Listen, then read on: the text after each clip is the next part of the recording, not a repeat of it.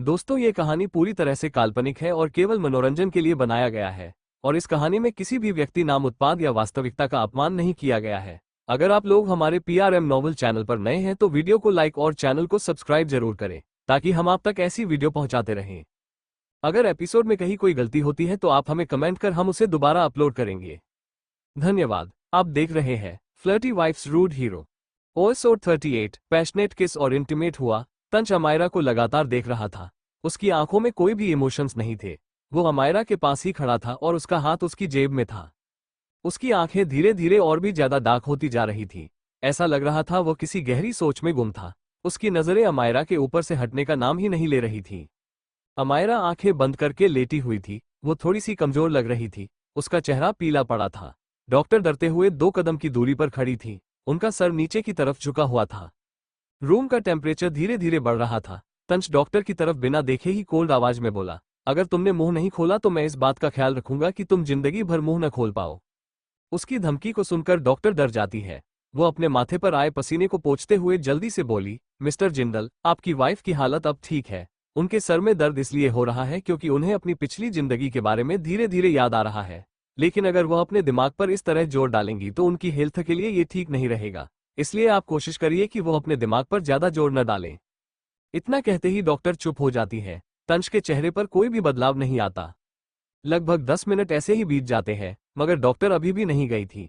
तंच अपनी ठंडी निगाहों से डॉक्टर को देखता है तो डॉक्टर डरते हुए 2 कदम पीछे हो जाती है। वो थोड़ा हिचकिचाते हुए बोली, मिस्टर जिंदल, अगर आपकी वाइफ को उनकी पिछली जिंदगी के बारे में याद कराया जाए तो हो सकता है उनकी याददाश्त जल्दी आ जाए। क्योंकि अगर इस तरह वो रोज अपने दिमाग पर जोर डालेंगी तो उनके लिए ही प्रॉब्लम आएगी। हो सकता है वो कोमा में चली जाएं या उनका ब्रेन हेमरेज हो जाए, यहां तक कि उनकी मौत भी हो सकती है। इसके आगे डॉक्टर कुछ कहती, इससे पहले ही तंच ने टेबल के साइड में रखी अपनी गन को उठाकर डॉक्टर की तरफ शूट कर दिया। गोली डॉक्टर के बाजू के पास से होती हुई निकल गई। डॉक्टर की चीख वहां पर गूंजने लगती है। डॉक्टर के बाजू से खून निकलने लगा था। वो इतना ज्यादा डर गई थी कि वो बिना वक्त गवाए तुरंत वहां से भाग जाती है। उनके जाते ही तंच अमायरा के बगल में बैठ गया था। उसने अमायरा के हाथ को पकड़ा। अमायरा के हाथ बहुत ही ज्यादा पतले थे और बहुत ही आसानी से तंच की हथेली में समा गए थे। तंच धीरे धीरे अमायरा की तरफ बढ़ता है। उसकी आंखों में भले ही कोई इमोशंस नहीं थे, मगर उसका दिल धड़क रहा था। धीरे धीरे उसके होंठ अमायरा के होठों से टकराते हैं। अगले ही पल दोनों के होंठ आपस में उलझ गए थे। तंच बहुत ही इंटेंस तरीके से उसे किस कर रहा था, मगर उसने इस बार ज्यादा फोर्स का इस्तेमाल नहीं किया। अमायरा की पलकें धीरे धीरे फड़फड़ाती है। उसे महसूस होता है कि उसके साथ कुछ हो रहा है, मगर वो अपनी आंखें खोल नहीं पा रही थी। उसका गला सूखने लगा था। वो अपने मुंह को खोलने की कोशिश करती है, मगर वो ऐसा कर नहीं पा रही थी। अचानक ही उसे अपने मुंह में कुछ महसूस हुआ, जिस कारण उसकी पकड़ अपने आप ही तंच के ऊपर कस जाती है। लगभग 10 मिनट बाद अमायरा को सांस लेने में दिक्कत होने लगती है, तो वो तंच को खुद से दूर करने की कोशिश करती है। ये देखकर तंच धीरे से खुद को उससे अलग करता है। अमायरा की आंखें अभी भी नहीं खुल रही थी। तंच ने उसके होठों को देखा, जिस पर सलाइवा लगा था, और वो थोड़ा सा साइन कर रहा था। उसके होठों को मसलते हुए पागलपन के साथ तंच अमायरा को देखने लगा। वहीं नीचे हर्ष सोफे पर बैठा हुआ था। उसके सिर में बहुत तेज दर्द हो रहा था। उसका एक हाथ उसके सिर को सहला रहा था और उसके गोद में त्रांश बैठा था। कर्ष लेफ्ट साइड और अंश राइट साइड से उसके ऊपर चढ़ने की कोशिश कर रहे थे। तक्ष तो ऑलरेडी हर्ष के कंधे पर बैठा हुआ था। उसने कसके हर्ष के सिर को पकड़ा था और अपने गालों को उसके सिर पर रखकर हंसते हुए अंश को देख रहा था। ये देखकर अंश इरिटेट होते हुए हर्ष के वर्दी को पकड़कर बोला, डैडी। हर्ष ने सोचा था आज तक किसी की हिम्मत नहीं हुई कि वो उसके सिर पर चढ़कर उसे परेशान कर सके, मगर ये बच्चे उसे परेशान कर रहे थे। आर्मी कैंट में हर कोई उससे डरता था, मगर यहाँ ये बच्चे उसे डराने की कोशिश कर रहे थे। हर्ष का मन कर रहा था कि वो इन बच्चों को उठाकर कहीं फेंक आए। ठीक उसी वक्त तंच अमायरा को गोद में लेकर वहां से जाने लगा। उसने किसी की तरफ नहीं देखा। उसे देखते ही हर्ष ने अपनी कोल्ड आवाज में बोला, रुको, तुम कहाँ जा रहे हो? मुझे आर्मी कैंट जाना है। मेरे पास इस वक्त बैक टू बैक कई मिशन है। क्या तुम जहां भी जा रहे हो अपने बच्चों को लेकर जा सकते हो? त्रांश, अंश, कर्ष और तक्ष चारों ही तंच और अमायरा को देखते हैं। फिर वो चारों ही अपना फोकस हर्ष पर लगाकर बोले, डैडी गोदी। कर्ष तो चालाकी से तंच को देखकर खुश होकर बोला, अंडरस्को, बाय बाय मम डैडी। ऐसा लग रहा था कर्ष तंच और अमायरा को भगाने की कोशिश कर रहा था।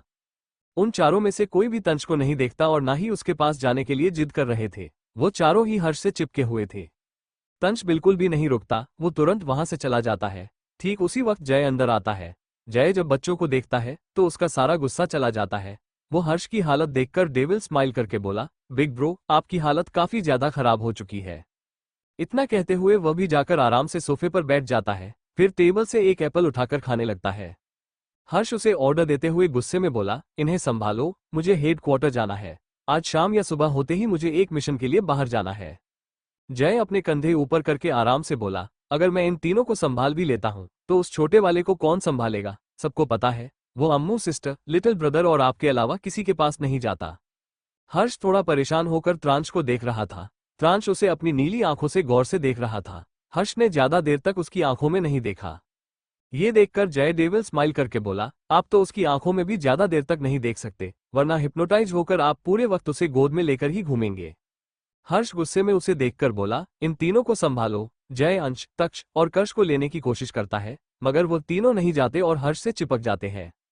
तो जय अपने पास से कुछ पैसे निकालता है और उसे उन तीनों को दिखाकर लालच देते हुए बोला, देखो मेरे पास आ जाओ, फिर हम घूमने जाएंगे और ये सारे पैसे भी तुम्हारे।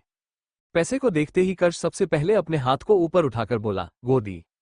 जय जल्दी से उसे गोद में ले लेता है। अंश और तक्ष भी जल्दी से उसकी गोद में आ जाते हैं। जय जैसे ही त्रांश को देखता है तो त्रांश तुरंत ऑब्सेस्ड होकर हर्ष को देखकर जल्दी से उसके ऊपर चढ़ने लगता है ताकि जय उसे गोद में ना ले पाए। जय जैसे ही उसके हाथ को पकड़ता है त्रांश एकदम से पैनिक करता है। फिर जोर से चिल्लाते हुए जय को काटने की कोशिश करने लगा। वो सच में बिल्कुल एक शैतान या यूं कहें लिटिल ज़ॉम्बी की तरह बर्ताव कर रहा था, जो जय को अपनी नजरों से ही मार देना चाहता था। हर्ष जल्दी से उसके मुंह को खोलने लगा क्योंकि त्रांश गुस्से से अपने दांतों को पीस रहा था। हर्ष उसे कोल्ड नजरों से घूरते हुए उसके गाल को दबाकर कोल्ड भाव से बोला, एक अच्छे बच्चे की तरह बिहेव करो, फिर मैं तुम्हें अपने साथ लेकर जाऊंगा। त्रांश बहुत आराम से उसके गले लगकर अपनी आंखें बंद कर लेता है, जैसे बोल रहा हो, मैं ठीक से रहूंगा। हर्ष ने त्रांश को एक बेबी टॉवल में अच्छे से रैप कर लिया। उसने एक दवा त्रांश के चेहरे और हाथों पर लगाई थी और उसे फुल कपड़े भी पहनाए थे। फिर उसकी दवाई और मिल्क की बोतल लेकर उसे वहां से लेकर चला गया। वो आर्मी कैंप जा रहा था, पर अचानक ही वो अपनी कार को हॉस्पिटल की तरफ मोड़ लेता है। कुछ देर बाद वो एक वार्ड में खड़ा था। वो बिल्कुल स्ट्रेट खड़ा था। वो डोमिनेटिंग अंदाज में बेड पर लेटी अंकिता को देख रहा था, जो चारों तरफ मशीनों से घिरी थी। उसकी आंखें बंद थी क्योंकि वो कोमा में थी। हर्ष अंकिता के पास जाकर उसे घूरता है। उसके इमोशंस बिल्कुल भी चेंज नहीं हुए थे। हर्ष उसे देखते हुए धीमी मगर कर्कश आवाज में बोला, अंडरस्को रोबोटिक वाईफी, ये दिल किसी के लिए नहीं धड़का, पर महीनों पहले उस जंगल में जब तुम्हारी कंडीशन खराब हुई थी तब पहली बार तुम्हें खोने का डर मेरे दिल में था। यही कारण था कि मैंने अपनी लिमिट्स क्रॉस की और तुम्हारे साथ वो सब किया।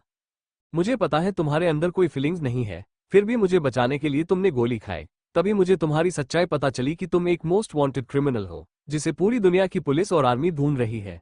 मैं समझ नहीं पा रहा हूं एक हस्बैंड की तरह तुम्हें प्रोटेक्ट करूं या एक आर्मी ऑफिसर होने के नाते तुम्हें होश में आते ही अरेस्ट करूं। इतना कहते ही वो शांत हो जाता है।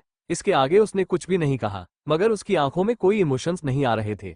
वो लगातार बस अंकिता को ही देख रहा था। अंकिता के लिए कुछ वक्त पहले हर्ष के दिल में जो फीलिंग आई थी, उसने तभी अपनी उस फीलिंग को दबा लिया था जब उसे पता चला था कि अंकिता एक मोस्ट वांटेड क्रिमिनल है, जिसे वो काफी वक्त से ढूंढ रहा था। हर्ष अपनी आंखें बंद कर लेता है, फिर एक गहरी सांस लेते हुए वो त्रांश को देखता है, जो अपने अंगूठे को सक कर रहा था। हर्ष धीरे धीरे अपने कदम पीछे लेने लगता है। वो अंकिता को टच नहीं करता और तुरंत वहां से चला गया। अंकिता अभी भी चुपचाप लेटी थी। अंकिता हमेशा से ही इमोशन लेस थी, बिल्कुल एक रोबोट की तरह। ना तो उसे खुशी का पता चलता था और ना ही दुख होने का, इसलिए इस वक्त उसे देखकर लग रहा था जैसे वो सो रही हो। शाम का वक्त था। धीरे धीरे अमायरा की आंखें खुलती हैं तो उसे अपने सिर में तेज दर्द महसूस होता है।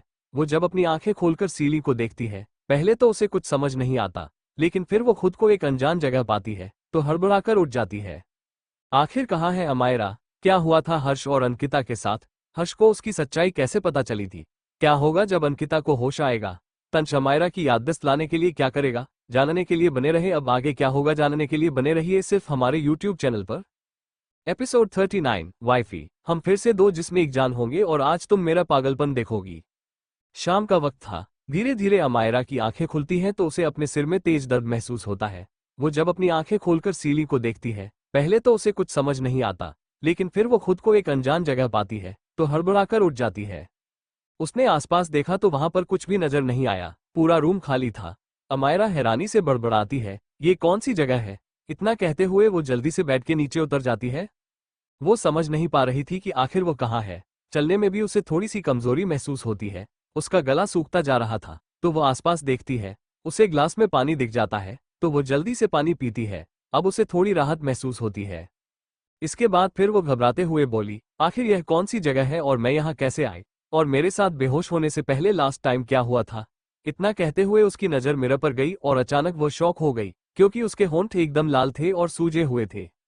अमायरा अपने होठों को टच करती है तो उसे दर्द हुआ। उसकी आंखों के सामने धीरे धीरे हर एक सीन आने लगता है कि बेहोश होने से पहले उसके साथ क्या हुआ था। उसका पूरा चेहरा लाल हो जाता है और शर्म से उसकी नज़र झुक जाती है।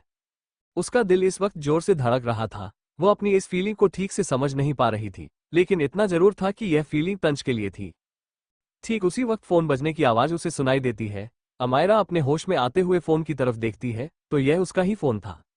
अमायरा देखती है कि यह अननोन नंबर था। उसने कुछ सोचते हुए कॉल को रिसीव किया और अपने कान पर लगा लिया। तभी दूसरी तरफ से किसी ने कुछ ऐसा कहा जिसे सुनकर अमायरा का चेहरा पीला पड़ गया।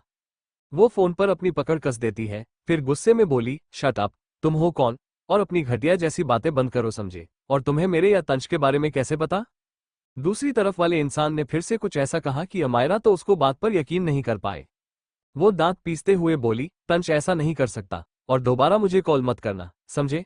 इतना कहते हुए कॉल कट कर देती है। वो थोड़े से गुस्से में थी, लेकिन उस इंसान ने जो कुछ भी कहा उसकी बातें अमायरा अपने मन से निकाल नहीं पा रही थी। वो धीरे धीरे रूम के बाहर आ जाती है। उसने देखा कि हर तरफ अंधेरा था और वो इस वक्त समुद्र के बीच में थी। ठंडी हवाएं अमायरा को छूते हुए गुजर रही थी। अमायरा ये देखकर हैरान थी। वो खुद से बोली, मुझे पता क्यों नहीं चला कि मैं समंदर के बीच में हूँ। क्या यहाँ कोई और नहीं है। इतना कहकर वो आसपास देखती है। तभी उसे एक परछाई नजर आए जो रेलिंग को पकड़कर खड़ी थी और सामने समुद्र को घूर रही थी। यह कोई और नहीं बल्कि तंज था। तंज ने ब्लैक पैंट और व्हाइट शर्ट पहनी थी। उसके शर्ट के सारे बटन खुले थे जो हवा के कारण लहरा रहे थे। वो अपनी शांत आंखों से लगातार उस समुद्र को घूर रहा था। अमायरा अचानक रुक गई। उसे ये सब बहुत ही जाना पहचाना लगा। वो अपने होठों को दबाकर और अपने सिर को दबाते हुए बोली, ऐसा क्यों लग रहा है कि यह सब मेरे साथ पहले हो चुका है। मैं इस जगह पर पहले भी आ चुकी हूँ। वो अपनी सोच में खोई थी कि उसने ध्यान ही नहीं दिया कब तंश उसके करीब आकर उसे पीछे से गले लगा लेता है और अपने होठों को उसके गर्दन पर रखकर लगातार उसे पागलों की तरह किस कर रहा था। उसके हाथ अमायरा के कपड़ों पर घूमने लगते हैं। वहां पर ठंडी ठंडी हवा चल रही थी।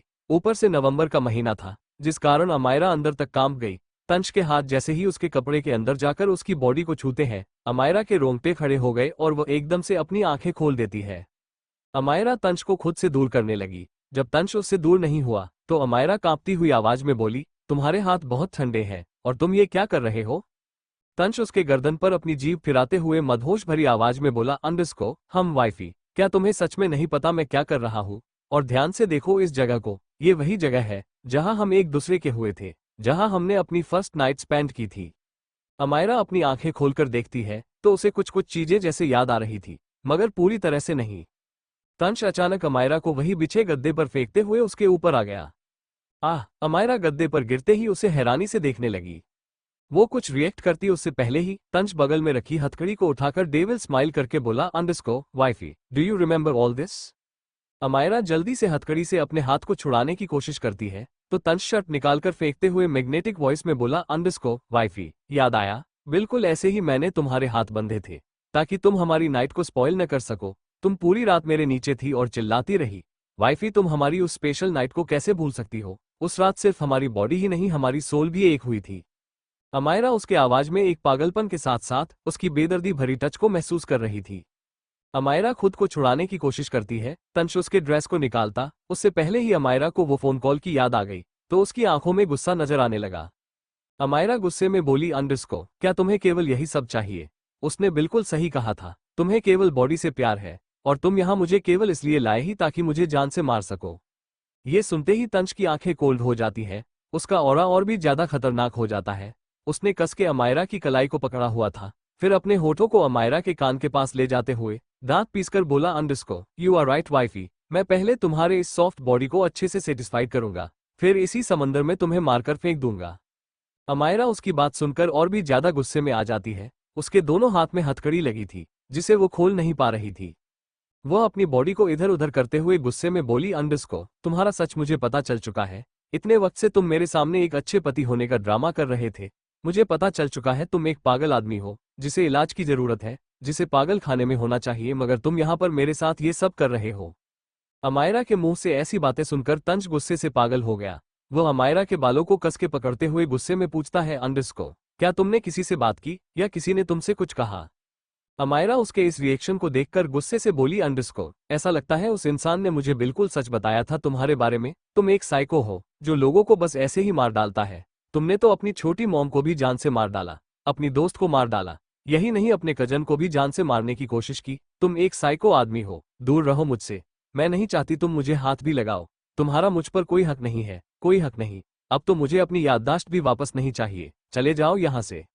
जैसे जैसे वो बोल रही थी तंच का गुस्सा बढ़ता जा रहा था। उसका ईगो हर्ट हो गया। उससे कोई इस तरह ऊंची आवाज में बात करे बर्दाश्त नहीं था, मगर फिर भी वो अपने गुस्से को बर्दाश्त कर रहा था। अचानक ही तंच की आंखों में एक शैतानी चमक आ गई। वो अचानक ही हंसने लगा, मगर उसकी हंसी के पीछे के गुस्से को अमायरा महसूस कर रही थी, जिस कारण वो डरते पर अपने होठों को दबा लेती है। तंच हंसते हंसते एक जोरदार पंच अमायरा के बगल में मारता है। फिर उसके गालों को जोर से दबाकर दांत पीसते हुए सनक भरी आवाज में बोला, अंडरस्को, सही कहा, पागल हूं मैं। और आज मैं अपने पागलपन में क्या कर सकता हूं ये तुम्हें दिखाऊंगा। और रही बात तुमसे दूर जाने की, तो स्वीटहार्ट ये केवल तुम्हारे सपनों में हो सकता है। आज पूरी रात मैं सिर्फ तुम्हें दर्द दूंगा। पहले मैंने सोचा था मैं सब कुछ बहुत आराम से करूंगा, पर ऐसा लगता है तुम्हें प्यार की भाषा समझ नहीं आती, और मैं भी तुम पर कोई रहम नहीं खाने वाला। तुमने सिर्फ तंचवर्धन जिंदल के सॉफ्ट साइड को देखा है, लेकिन अब तुम टीजे के गुस्से को देखोगी। अमायरा उसके ऐसे रूप को देखकर एक पल के लिए डर जाती है। तंच उसके कपड़ों को पकड़ लेता है। अमायरा को अब पछतावा हो रहा था कि उसने तंच को क्यों भड़का दिया। तंच प्लीज रुको, क्या करेगा अब तंच अमायरा के साथ? किसका कॉल आया था अमायरा के पास? क्या तंच और अमायरा के बीच बढ़ेगी गलतफहमी या दोनों आएंगे और भी ज्यादा करीब? जानने के लिए बने रहे। अब आगे क्या होगा जानने के लिए बने रहिए सिर्फ हमारे YouTube चैनल पर। आगे के एपिसोड सुनने के लिए आप हमें कमेंट कर सकते हैं।